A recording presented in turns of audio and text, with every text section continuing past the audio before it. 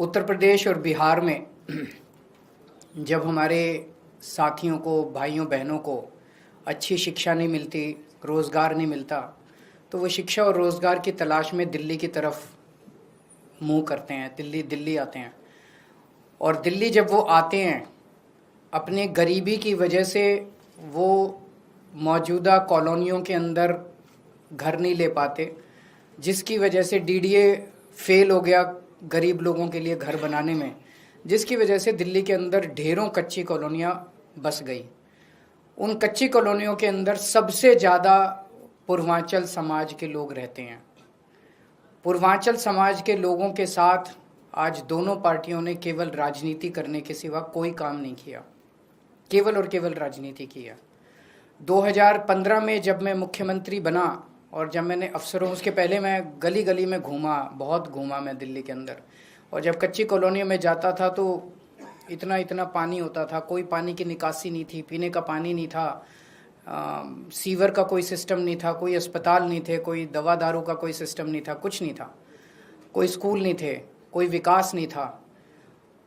जब मैं मुख्यमंत्री बना, मैंने अफसरों की मीटिंग बुलाई तो अफसरों ने कहा, जी यहाँ विकास हो नहीं सकता, केंद्र सरकार के निर्देश हैं, कोर्ट के आदेश हैं, कच्ची कॉलोनियों में विकास हो नहीं सकता। उन सारी अड़चनों को और बाधाओं को दूर करके पहली बार दिल्ली के अंदर 2015 से हमने कच्ची कॉलोनियों के अंदर विकास करना चालू किया। हमने सड़कें बनानी चालू की, हमने सीवर डालने चालू किए, हमने पानी की निकासी का काम शुरू किया, हमने स्ट्रीट लाइट्स डलनी चालू की, हमने मोहल्ला क्लिनिक बनाने चालू किए, हमने स्कूल बनाने चालू किए, हमने पानी की पाइपलाइन डालने चालू की। ये 6-7 चीज़ें हमने करनी चालू की।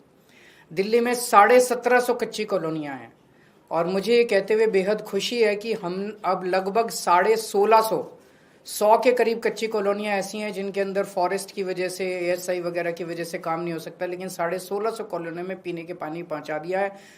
10,000 किलोमीटर की सड़कें और गलियां मैंने बनवाई हैं पिछले 10 साल के अंदर कच्ची कॉलोनियों के अंदर।